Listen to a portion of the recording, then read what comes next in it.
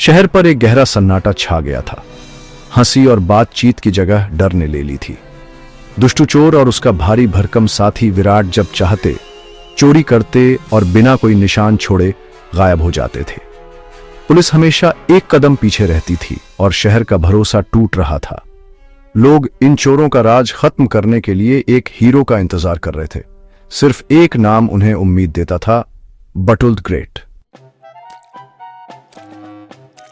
मिन्नी का घर जाते समय का सफर अचानक दुखद मोड़ ले गया। स्कूल की घंटी बजने के बाद वह हमेशा की तरह अपने गुलाबी बैग के साथ घर लौट रही थी, लेकिन आज दुष्टू और विराट नाम के दो बड़े लड़कों ने रास्ता रोक लिया। उन्होंने मिन्नी का प्यारा गुलाबी स्कूल बैग छीन लिया, जिसमें उसकी किताबें, टिफिन और सबसे प्यारी गुड़िया थी।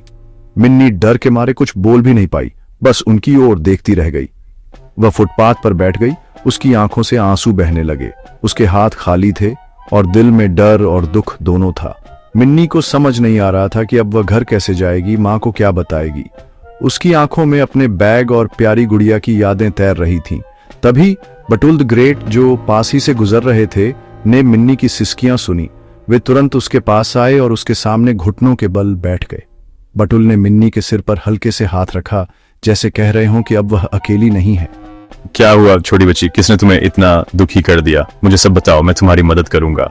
आंसुओं के बीच मिन्नी ने हिम्मत जुटाकर बटुल को सब कुछ बताया।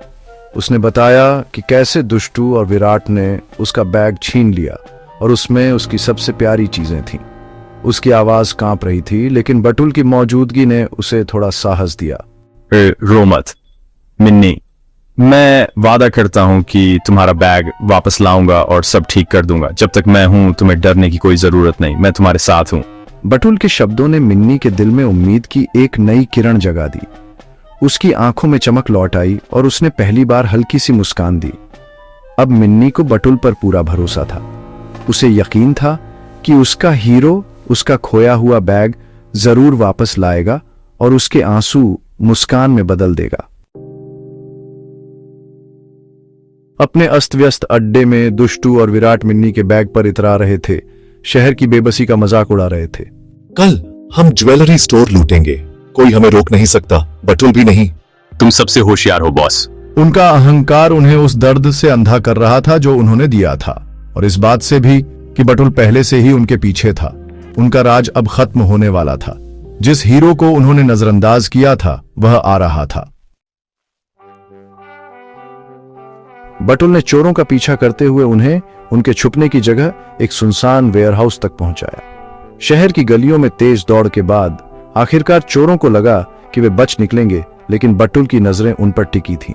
जैसे ही वे वेयरहाउस के अंदर घुसे, बटुल ने बिना समय गंवाए उनका पीछा किया। अपनी अदम्य शक्ति और साहस के साथ बटुल ने भारी लोहे के दरवाजे को एक ही झटके में तोड़ डाला और अंदर घुस गया। दरवाजे की आवाज से पूरा वेयरहाउस गूंज उठा, जिससे चोरों के चेहरे पर डर साफ झलकने लगा। दुष्टू और विराट, जो अब तक खुद को अजेय समझते थे, बटुल की मौजूदगी से कांप उठे। उनकी सारी हिम्मत पल भर में गायब हो गई और वे एक जगह जड़ हो गए। बटुल की छाया उन पर पड़ते ही डर ने उन्हें जकड़ लिया। तुम्हारे खेल अब खत्म हो गए हैं। आज तुम्हें तुम्हारे किए की सजा मिलेगी। शहर को डराने वाले अब खुद डर के साए में हैं। उसे पकड़ो विराट, हमें उसे रोकना ही होगा, वरना सब कुछ खत्म हो जाएगा। विराट ने पूरी ताकत से बटुल पर हमला किया, लेकिन बटुल ने उसकी मुट्ठी को हवा में ही पकड़ लिया। उसकी पकड़ इतनी मजबूत थी कि विराट चाहकर भी खुद को छोड़ा नहीं सका। बटुल ने उसे कसकर पकड़े रखा, जैसे कोई चट्टान हो। विराट की सारी ताकत बटुल की असली शक्ति के सामने बेकार साबित हुई। बटुल की बहादुरी और ताकत ने सबको हैरान कर दिया। जो बदमाश अब तक शहर में आतंक फैलाते थे, वे बटुल के सामने पूरी तरह बेबस हो गए। उनकी सारी हेकड़ी पल भर में गायब हो गई। बटुल ने साबित कर दिया कि सच्चा हीरो वही है जो बुराई के सामने डटकर खड़ा हो। न्याय का पल आ चुका था और अब कोई भी बटुल को रोक नहीं सकता था। विराट को काबू करने के बाद बटुल दुष्टू की ओर मुड़ा, जिसने भागने की कोशिश की। बटुल ने उसके भागने का रास्ता रोक दिया, उसे आसानी से उठा लिया। एक बच्चे से चोरी करना ये चालाकी नहीं है, सच्ची ताकत दया और साहस है। चोर शर्मिंदा और हारे हुए आखिरकार समझ गए कि उन्होंने कितना दर्द दिया था। हमें माफ कर दो, कृपया हमें माफ कर दो। बटुल का सबक किसी भी चोट से गहरा लगा। शहर को सताने वाले लोग बदल गए थे। बटुल ने मिन्नी का बैग वापस ले लिया। बटुल ने चोरों को पुलिस को सौंप दिया और पूरे शहर ने राहत की सांस ली। लोग हैरान थे कि कोई इतना साहसी और दयालु भी हो सकता है जो अपराधियों को सजा दिलाने के साथ साथ उनके लिए एक नई शुरुआत की भी मांग करे। बटुल ने पुलिस से विनती की कि इन चोरों को सुधार का मौका दिया जाए ताकि वे अपनी गलतियों से सीख सकें और समाज का हिस्सा बन सके। पुलिस ने भी उसकी बात मानी और चोरों को एक और मौका देने का वादा किया। गुलाबी बैग हाथ में लेकर बटुल की चाल में आत्मविश्वास और संतोष झलक रहा था। उस बैग में सिर्फ सामान नहीं बल्कि उम्मीद और भरोसा भी था जो वह मिन्नी के लिए वापस ला रहा था। वह मिन्नी के पास लौटा जो बेसब्री से उसका इंतजार कर रही थी। उसकी आंखों में चमक और चेहरे पर मुस्कान थी, जैसे उसे पता था कि उसका हीरो जरूर लौटेगा। मिन्नी ने खुशी से बटुल को गले लगा लिया और आसपास खड़े लोग भी तालियां बजाने लगे। उस पल में हर किसी ने महसूस किया कि अच्छाई हमेशा जीतती है। धन्यवाद बटुल ग्रेट, भीड़ ने एक साथ आवाज लगाई। हर कोई उसकी बहादुरी और दया की तारीफ कर रहा था। बटुल की जीत की खबर अखबारों की सुर्खियों में छा गई। लोग एक दूसरे को यह खुशखबरी सुनाने लगे और हर गली मोहल्ले में बटुल की चर्चा होने लगी। शहर में खुशी की लहर दौड़ गई।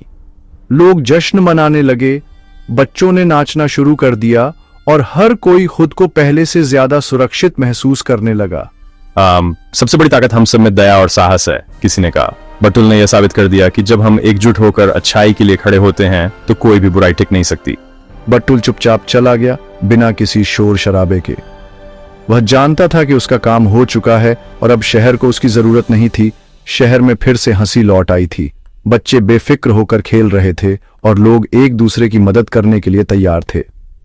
बटुल की कहानी ने सभी को प्रेरित किया कि वे भी अपने भीतर की अच्छाई और साहस को पहचानें। जब तक बटुल जैसे हीरो सही के लिए खड़े रहेंगे, समाज में उम्मीद और विश्वास बना रहेगा। डर कभी दया को हरा नहीं पाएगा और यही इस शहर की सबसे बड़ी ताकत है।